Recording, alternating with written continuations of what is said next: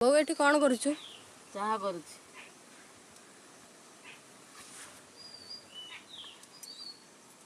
ଗାଧେଇ ଚାଇଲୁ? ହଁ ଆଉ କୋଉଠି ଗାଧେଇଲୁ? ଗାଧେଇଲି ପାଇପ୍ ଯାଇକିରି ଆଉ। ଆଉ କ'ଣ ତୁ ଯୋଉ କହୁଥିଲୁ ଆଗରୁ କ'ଣ ତ ପାଣିରେ ପଶିକି ଯିବା ଆସିବା ହଁ କରୁଥିଲ? ପାଣିରେ ବସିକି ଯାଉ, ଏତେ ନେଖା ପାଣିରେ ବସିକି ଯାଉ।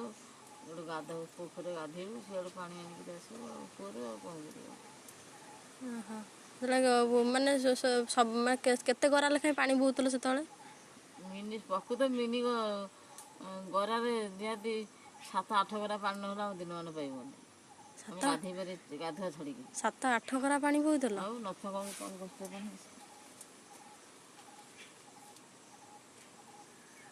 ଆଉ ସେଇଠୁ ଆଉ ସବୁ କେମିତି କ'ଣ ଚଳୁଥିଲ? କ'ଣ ଚଳିବୁ, ସେମିତି କାମ ହେଲା ପରେ ଚଳିବୁ ଆଉ କ'ଣ। ମହାବାତ୍ୟା ହେଲା ସେଇଠି କାମ